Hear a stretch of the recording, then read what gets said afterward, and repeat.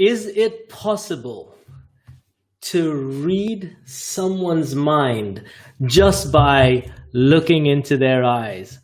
What's up, everyone? Welcome to another episode of Unconscious Communication Secrets with me, Munir Al-Busaidi. Today, we're going to be talking about how you can actually read people, read what's going on in their mind just by looking at their eyes. If you're tuning in for the first time, this is a show that I do live near daily with little to no preparation, and we are live at 5. So if you are online, please jump in and say hello. Let me know that you're tuning in, and let's get cracking. So what we are talking about? This is quite an exciting topic. I mean, being able to read someone, but why is this so important, right? When it comes to influence and persuasion, or whether you're being a charismatic or charming person, your ability to adapt to the situation and understand how people are processing what you say is so valuable. By looking into someone's eyes and understanding what's happened, if you've said something and all of a sudden their eyes do a certain thing, and understanding what that means can allow you to adapt more easily and allow you to influence at another level. So this is such an important skill. Plus, being able to understand what's going on in people's mind will help you to become a much more influential, charismatic person. Be seen as someone that's more has more empathy for others because you understand other people.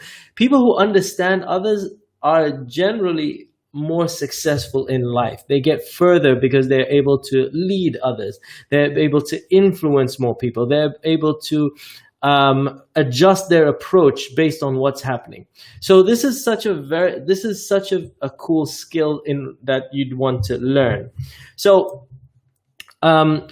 first of all, again, if you're tuning in live, please say hello. Let me know where you're tuning in from. It'd be great to see you on. All right, cool. So let's get cracking. Let me give you a metaphor to how reading people's eyes work. Now, I have a kitchen, and I'm sure many of you have been into a kitchen before. But if you come into my kitchen, I have the plates and saucers in one area. I have the cups that I use, for cups and glasses in one part. I'll have cereal in one cupboard. I might have tea that I keep in a certain place, and so if you were to see where I went in the kitchen, you would have a good idea of what I am doing, right? What I am aiming to get. So if I'm going to the glasses or the cups area, you probably sense that, okay, he wants to drink something, right? Now, if you see me go from one area to another area to another area, so if I went from the place where I keep cups, and then I go to the fridge where I might have my milk, for example. And then I go to the area where I have my tea bags. Then you know that, oh, he wants to drink tea. So that's how our eye accessing cues work.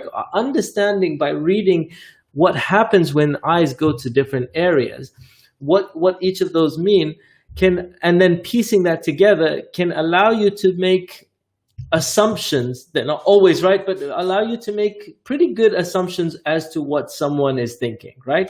Now, I'll tell you a story. So when I first started learning NLP, because this is an NLP technique that I'm going to be sharing with you. When I first started learning NLP, I went to the UK and I studied with Richard Bandler, who's the co-creator of NLP. And I was sitting in the audience, and he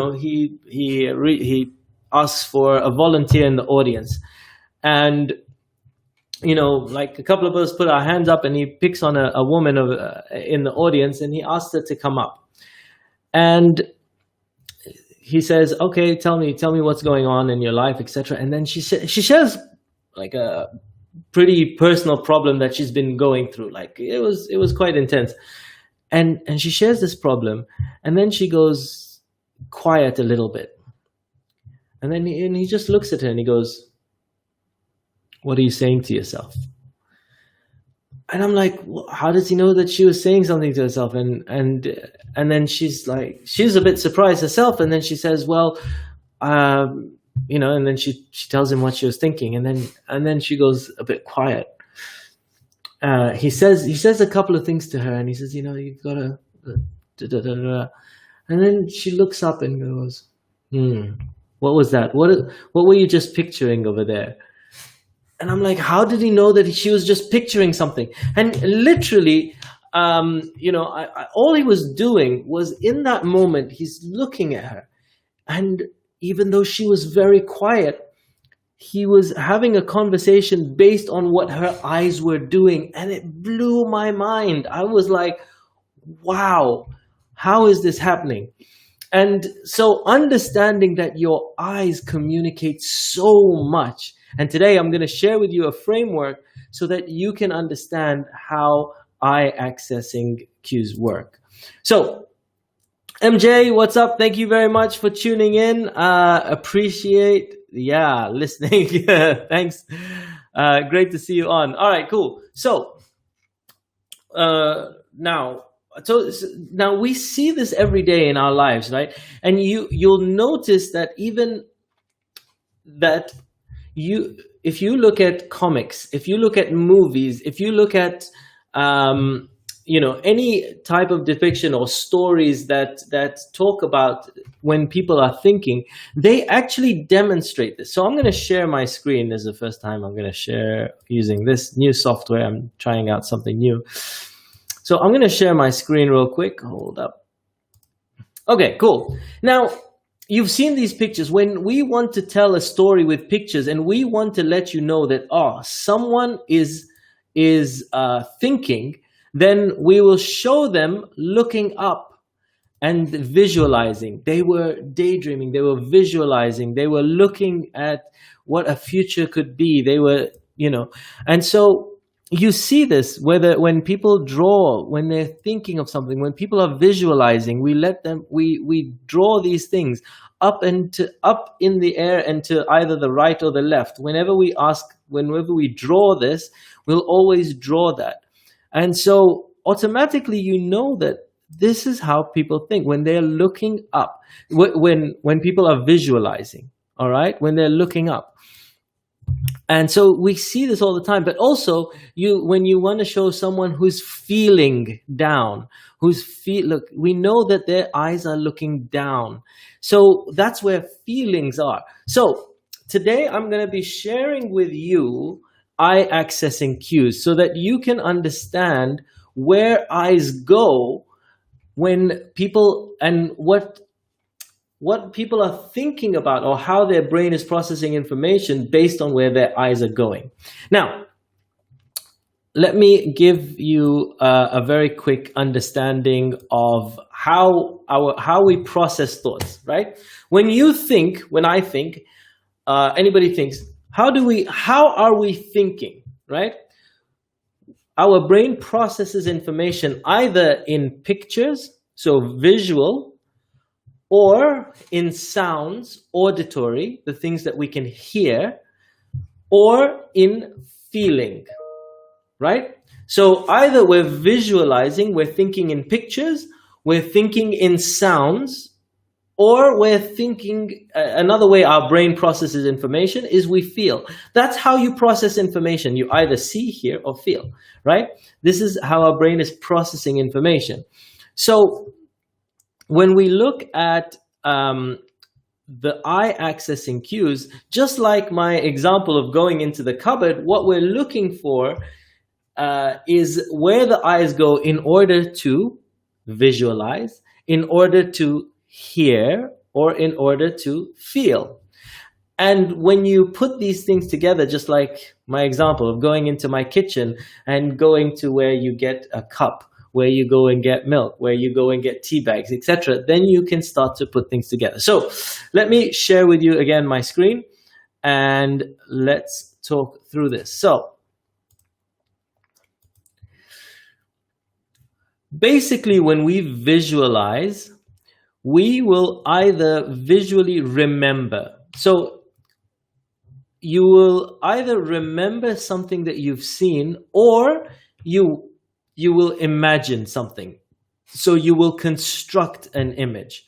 So when we remember things, we're either going, yes, I remember, this is a memory, etc., that has happened. So your eyes will go, if you're facing someone, their eyes will go up and to the right, typically. Some people are the opposite way around, but typically a person's eyes, if they go up and to the right, if you're facing them and their eyes go up and to the right, then they are remembering something that they have seen or been through. If they go up and to the left, they are imagining or constructing. So if I said to somebody, imagine what your hair would look like if it was blue and went all the way down to your knees, they would have to construct an image. So their eyes would go up and to the left. If I said, hey, can you visualize your car? Their eyes might go up and to the right. Okay? So that's when someone is visualizing. So with that in mind, if I go back to these images, you can see people are visualizing. Here she's imagining. He is sort of remembering. Here she's remembering, typically, right? Now, if your eyes go to the straight to the right, then you are remembering a sound. What does your cousin's voice sound like? Then you would remember it. Can you hum your favorite song or something? You would remember that. Now, sometimes if we don't need to really think about it, like we answer, like for example, if I ask you your name, how does it sound like, or something, you just say your name.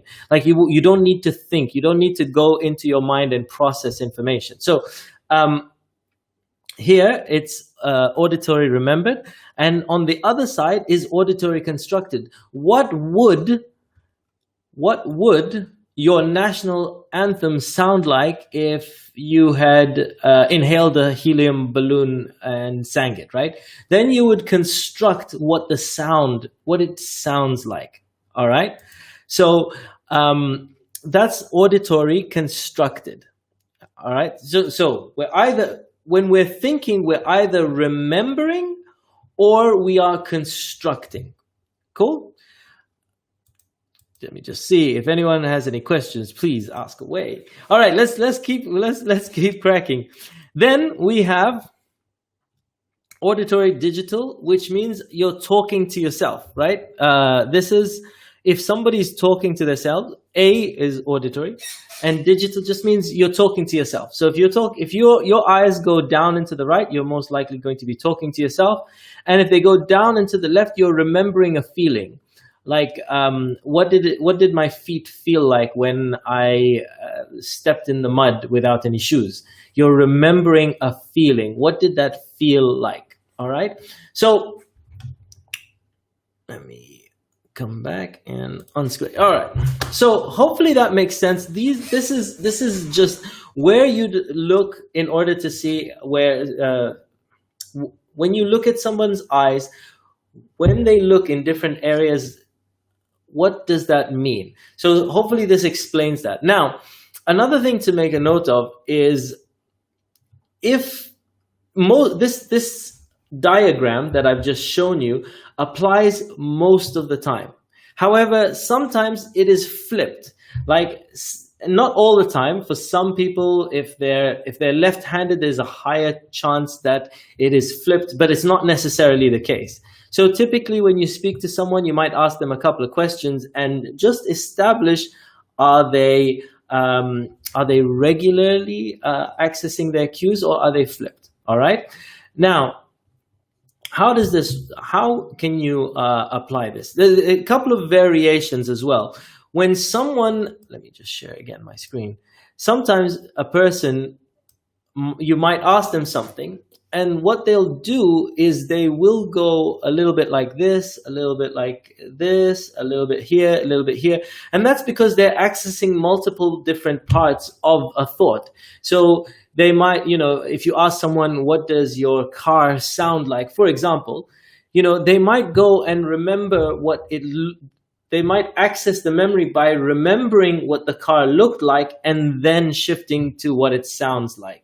So there are multiple components, which is why our eyes move into different areas. Also, what happens is sometimes our eyes might go straight up. When your eyes go straight up, it's sort of like a construction area where you are processing. You're giving time to put all the bits of information together. Now, when you're speaking to someone, how can you apply this, right? When you're speaking to someone and all of a sudden they go like that, then suddenly you've triggered a memory. You've triggered something that they like a thought, an idea, or or some visualization. And so sometimes if you're in a conversation and you go, yeah, and I went to and I went skiing and then they go like that and you go, did you just remember a time that you went skiing or something along those lines? People will be fascinated, like, wow, like how are you so in tune with the conversation? And so the phrase of today is the I don't lie. The I don't lie. So that's so that is the eye accessing cues framework. This is a framework taken from NLP, and it is very, very powerful in understanding how to read people's eyes. A couple of other things that you can use this for as well, just before I go, is if someone is looking at you and they have great eye contact and you're speaking, they are focused on you, right? They're not thinking of 101 other things. However, if you notice someone and their eyes are like all over the place all the time, they are not focused. You can tell if someone is in a focused state of attention or if their thoughts are all over the place and they're a bit scattered at the moment. That is very powerful as well. Understanding how to get someone to focus, or when someone is focused and they're paying attention to you versus when they're in their own mind, thinking, off in the distance somewhere, or thinking of 101 different things but not paying attention to you at all. You can start to recognize these things. So go out and try and practice using these. These are it's a very, very powerful framework. Otherwise, I thank you very much for tuning in. I hope this video has been very useful. It will transform your communication. If you haven't, please do there we go. Do subscribe. That's my YouTube channel. And this has been another episode of Unconscious Communication Secrets. Thank you very much for tuning in. This is Munir.